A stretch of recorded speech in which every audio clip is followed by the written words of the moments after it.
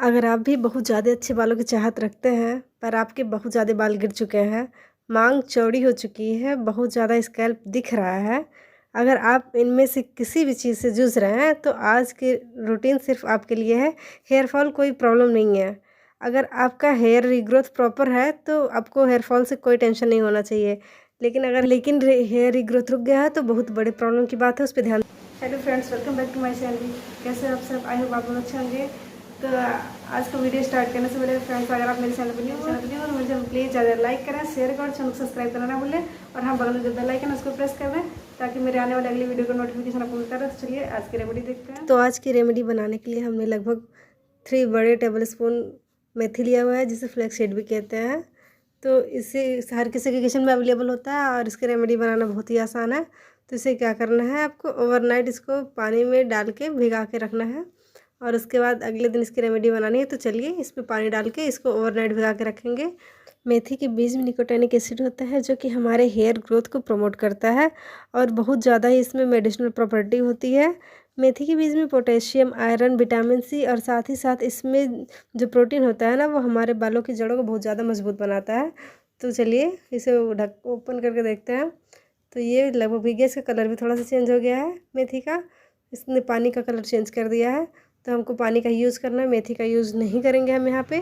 सारे लोगों का ये मानना है कि फेनुग्रीक सीड मतलब मेथी का दाना यूज करने से बालों में डैंड्रफ हो जाते हैं। उसको डैंड्रफ नहीं बोलते, उसको खुश्कियाँ बोलते हैं, मतलब ड्राइनेस हो जाता है बालों में।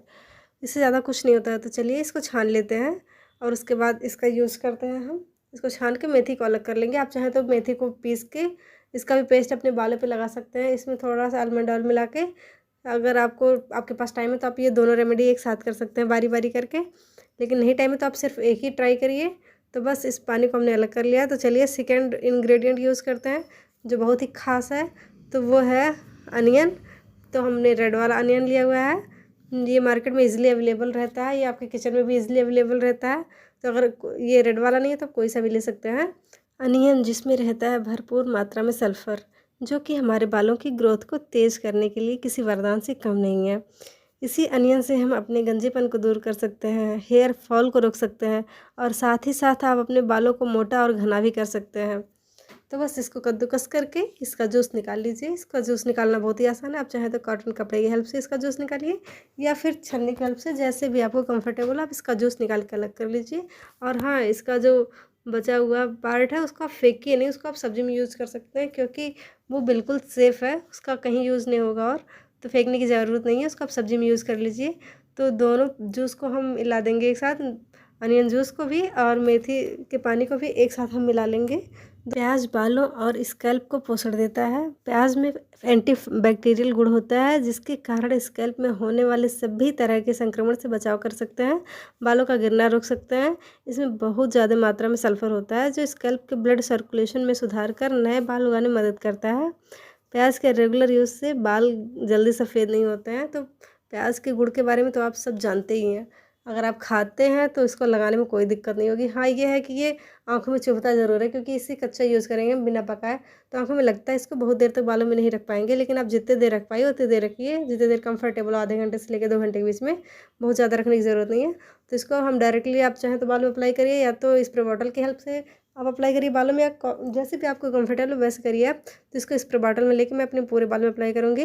तो ये अप्लाई करने के लिए पूरी तरीके से तैयार है। तो अप्लाई करने से पहले इसको थोड़ा सा सेक करिए।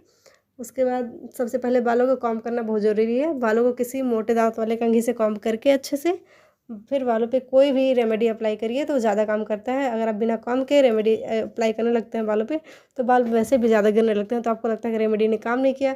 रेमेडी की कोई गलती नहीं है, आप बालों को कॉम्ब ज़रूर करिए रेमेडी यूज़ करने से पहले। तो बस स्प्रे बॉटल की हेल्प से मैं पूरे बालों में से अप्लाई करूँगी, लेंथ में और जड़ों में। थोड़ा सा फिंगर टिप की हेल्प से इसको मसाज भी देती रहूँगी। मेथी का पानी और अनियन जूस रूट्स में जाकर रूट्स को बहुत ज़्यादा मजबूत बनाता है, जिससे हेयर फॉल की समस्या जड़ से ख़त्म हो जाती है। हेयर फॉल कोई प्रॉब्लम नहीं है अगर आपका हेयर रीग्रोथ प्रॉपर हो रहा है। अगर रीग्रोथ प्रॉपर नहीं है तो स्कैल्प धीरे धीरे दिखने लगता है, गंजापन की समस्या आने लगती है, डेंसिटी कम हो जाती है। फ्रेंड्स, जैसा कि आप देख पा रहे हैं, मैं हेयर वॉश करके बिल्कुल आपके सामने बैठी हूँ और ये है मेरी hair, look at this, and ये है मेरे हेयर की लेंथ।